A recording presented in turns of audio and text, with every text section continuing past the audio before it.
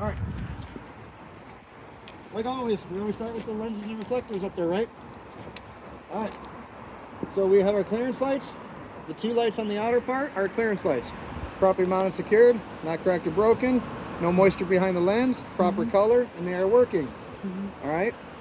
They identify that the vehicle is at least 13 feet 6 inches. This is about, you talk about the trailer two lights. Not this one, that on the... I'm talking about the two outer ones right here, just good. above the windshield, okay? Okay. All right, the three in the center, it's going to be the same thing, only they're identification lights. They identify that the vehicle is at least 8 feet wide. All right, properly mounted, secured, not cracked or broken, no moisture behind the lens. They are proper color, and they are working. All right, now we're going to go to our headlight assemblies. Our headlight assemblies contain a high beam, a low beam, and a 4-function light. Those 4 functions are running, parking, turning, and 4-ways. All right? Quick question. What? Sorry about it. No, you're fine. Why is the middle one shows the white? It should be high, you know? No, the 3 in the center represent that the vehicle is 8 feet wide. What? How? Because it's just what they mean. I don't know. It's okay, I thought it's okay. It's okay. He will not do. You can do like this shit. He will. It's good. Okay, come on. Yeah. All right. Properly mounted, secured, no cracked or broken bottom. Okay. Yep. All Thank right, you. So then you want to look underneath the vehicle, okay? Okay. You want to take a look underneath the vehicle, make sure we don't have any fresh potholes. Make sure we don't have any low-hanging air lines or anything like that. And we want to make sure that the vehicle's not leaning from left to right, indicating we might have a lower flat tire or maybe a problem with our suspension, okay? I always call it leaks and leans, all right? That's what we're looking for when we're looking at the general front, just leaks and leans. Leaks and Okay? leans. After that, we're going to go ahead and open up the hood.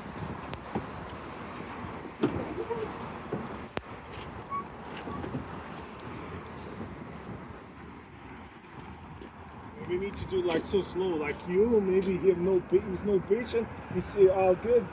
You are good. Okay. Maybe, if you're lucky. Okay.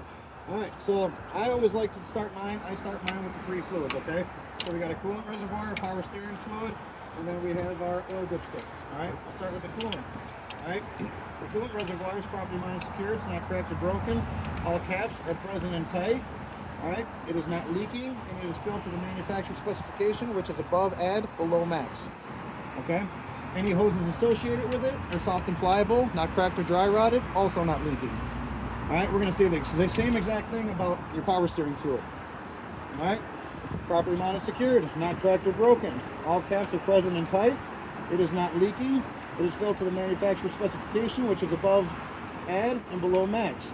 Any hoses associated with it are soft and pliable, not cracked or dry rotted, not leaking. All right, and we're going to go to our oil dipstick. All right, our oil dipstick, to check the oil, we would pull it out, wipe it off, reinsert it, pull it back out, get our reading. All right, we want to make sure it's above the add, below the max. All right, if we have to add oil, we're going to do it when the engine is cool, and we fill it 1 gallon at a time. We fill here, right? Okay, yep, this is your fill cap right here. This is where you would fill it if you have to add oil. Okay, that's your fill cap. All right, now we're going to go to our Nope. We're going to go to our gear-driven air compressor. Okay?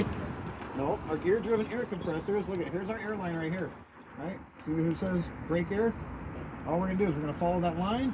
Oh shit! And this is our gear-driven air compressor right here. All time was thinking that this. No, we're going to go through that. That's something different. Okay? So our gear-driven air compressor is properly mounted and secured. It is not cracked or broken. There are no legal welds. And it is not leaking any air, water, or oil. Okay? All right, that pretty much takes care of our 3 fluids and our one little gear, our one mechanical thing, if you will. All right, now we're going to go to our steering. The way I like to do it is I always like to start top from bottom and then inward outward. So this being the top of here, we're going to start with our steering shaft. Our steering shaft is properly mounted and secured, not cracked or broken. There are no legal welds. All right, it is secured at each end with 2 U-joints, and they are properly greased. All right, that goes into our power steering gearbox. All right, this is our power steering gearbox right here. All right, it is properly mounted and secured, not cracked or broken. There are no legal welds. It is not leaking any what? Or fluid. Any power steering fluid. Fluid. Right, it's our power steering gearbox. Okay, so it's not leaking any power steering gear or power steering fluid. All right, all hoses associated with it. Soft and pliable. What's that? Yeah, go do what you gotta do. You can use the porta johns over there, but otherwise, if you want to, head up to the college. All right. All hoses associated with it are soft and pliable, not cracked or dry rotted, and also not leaking. All right, so going from our power steering gearbox, we're going to go to our 4-piece steering linkage. All right, 4-piece steering linkage consists of our fitment arm, our drag link, is right here. That connects to our steer arm. And then leaf. Nope, that's different. That's suspension. All right, there's our upper steer arm right there. Okay. And then down to our tie rod. Our tie rod is this big bar that goes all the way from tire to tire. Right, tie rod ties the 2 tires together. Okay, that's the big rod that goes right there. All right, they are properly mounted, secured, not cracked or broken. There are no legal welds. They are secured with castle nuts and cotter pins, and they should be well greased at each connection. At basically where they all meet together. Okay. All right, so that pretty much takes care of steering. All right, now we're going to go backwards, right? We worked top to bottom, now inward, outward. So now we're going to go inward to our suspension, okay? So we got a front spring hanger, we got rear spring hanger, and a rear spring shackle. They are properly mounted, secured, not cracked or broken, no legal welds. All right, here's our main leaf spring right here. What is the shock absorber? Will you let me get through this first? Okay. We haven't gotten to that part. Okay. All right, our main leaf spring. Properly mounted, secured, not cracked or broken. There are no legal welds. There are none missing or shifted.